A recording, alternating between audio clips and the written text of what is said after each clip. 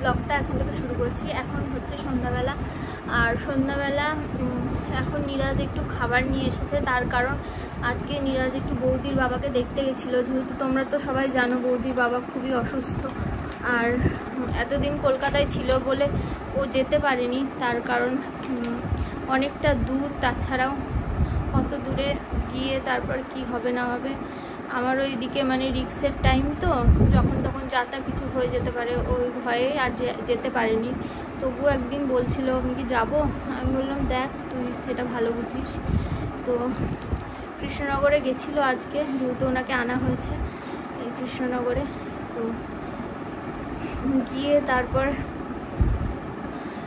মানে দোকান থেকে এসে দুমুঠো কোনো রকম খেয়ে চলে গেছে, আর সকালেও সেরকম কিছু খাইনি। তো ওর প্রচণ্ড খিদে পেয়েছে, আর সেজন্যই আমি আরও বললাম কিছু নিয়ে আয়, তার কারণ তাহলে ও খেতে পারবে।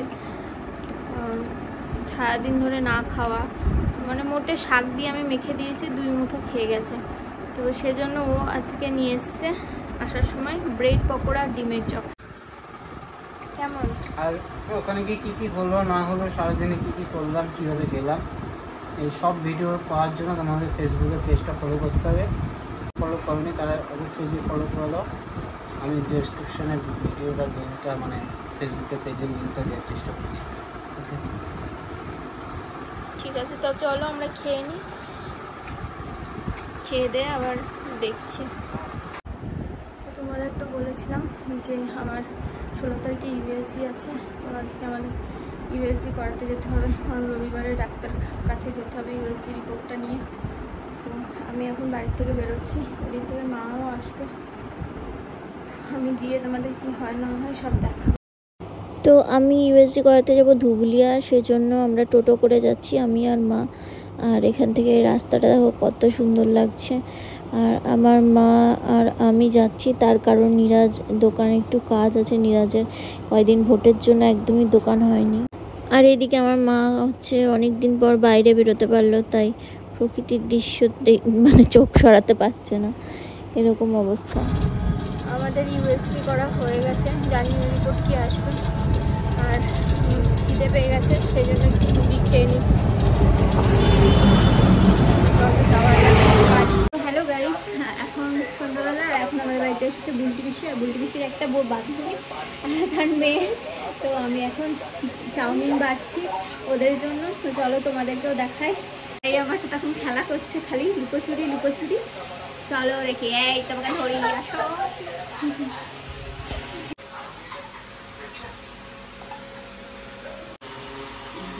আমার জন্য পুষ্পিতা এখন চাউমিন বানিয়ে নিয়ে আসলো। মিথ্যা কথা, এই গরমে আমি চাউমিন বানাবো না। চাউমিনটা কিনে নিয়ে আসলাম, কারণ এখন বানানোর কোনো পরিস্থিতি ছিল না, পরিস্থিতি নেই, তাই এটা বানিয়ে কিনে নিয়ে আসলাম।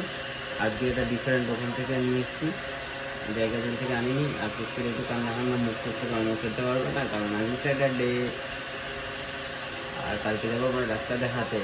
তো আজকে শরীর খারাপটা করালে হবে না, করে যেতে হবে, কারণ গাড়িতে গেলে ওর এমনি শরীর খারাপ হয়ে যায়। তো ফটাফট খেয়ে নিই, খুব খিদে পেয়েছে।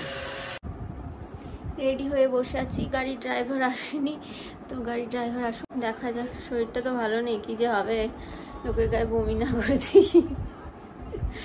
তো চলো, আমার এরকম আগে প্রচণ্ড গাড়িতে বমি হতো। আমি একবার সেকেন্ড ইয়ারে পরীক্ষা পড়েছিল নবদ্বীপ, আর একবার কোথায় যেন পড়েছিল, বাবা গাড়ি করে দিয়েছিল, বমি করে মাখিয়ে সবাইকে কি করেছিলাম। তবু সবাই আমার কত ভালোবাসে, কিচ্ছু বলে, আর সেই বমি পরিষ্কার করে দিয়েছে, আমাকে কত আদর করেছে।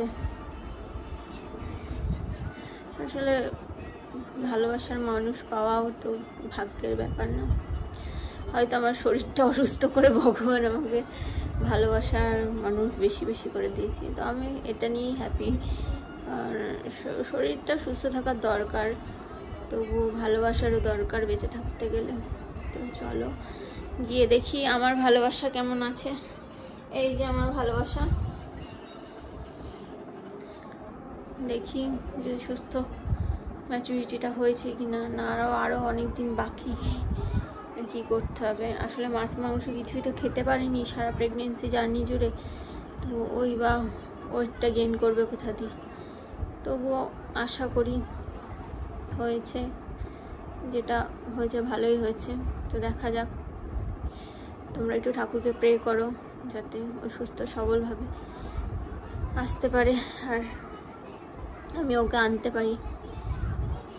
তো চলো আর বকবক করবো না, আবার গাড়িতে উঠে করবে আমার হাজব্যান্ড ভিডিও, কারণ গাড়িতে উঠলেই আমি চক্কর খেতে লাগবো। তো চলো যা যাক। তো আমরা এখন একটু দাঁড়িয়েছি কারণ ওই দাদাটা কেউ পাম্প দেবে, মানে প্রেশার এয়ার প্রেশার কম হয়ে গেছে।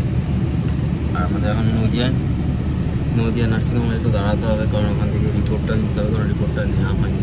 আমরা মানে একই দিনে নেব, তার জন্য বলাও আছে, তার জন্য এখন একটু ওয়েট করছি।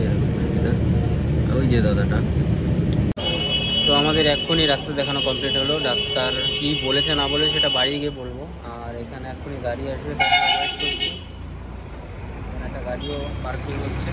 তো ওখানে ভিডিও করতে পারিনি কারণ প্রচুর ভিড় ছিল, আর ওখানে ভিডিও করার পরিস্থিতিও ছিল না। তো বাড়ি যাই, তারপরে ডিটেলসে গিয়ে বলবো কী কী বললো না বললো। আর এখানে দেখো পুষ্পিতা খেতে চলে এসেছে দই ফুচকা, আর রাতে একটু আগে ফুচকাও খেয়েছে। আর দই ফুচকা খাওয়ার জন্য বসে আছে, কতক্ষণ বসে আছে।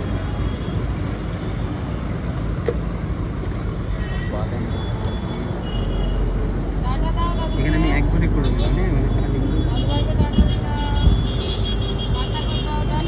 চলে এসেছি বাড়িতে, এসেছি অনেকক্ষণই। এসে একটুখানি রেস্ট বলতে একটু ফ্রেশ হয়ে একটু চা খেলাম, একটু গল্প করলাম, এদিক ওদিকে একটু ফোন করলাম, সবাইকে জানালাম, দুটো দাদাদের জানালাম যে কী আছে। আর বৌদির সাথে কথা বললাম। আমরা তো আজকে যেতে পারলাম না, কারণ নিয়ম নাকি এরকম যাওয়া যায় না। যাই হোক, ওইসব বাদ দাও। মেন যেটা, যে ডাক্তারবাবু কী বললেন, ডাক্তারবাবু বললেন কোনো মানে বাচ্চা ভালোই আছে, ভালোই আছে, সব ঠিকঠাকই আছে, কোনো ভয়ের কোনো কিছু নেই।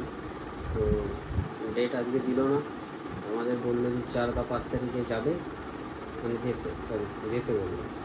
তো 4 বা 5 তারিখে গিয়ে হয়তো ফাইনাল ডেট দিয়ে দেবে।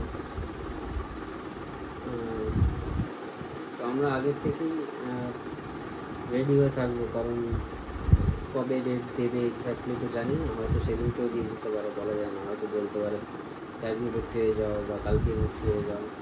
অ্যাকচুয়ালি এরকম হয়েছে, আজকে একজনকে বলছে যে আজকেই ভর্তি হয়ে যাও, সে বলছে আমার হাজব্যান্ড নেই, ট্রেনে আছে, ওখানে কীভাবে ভর্তি হই।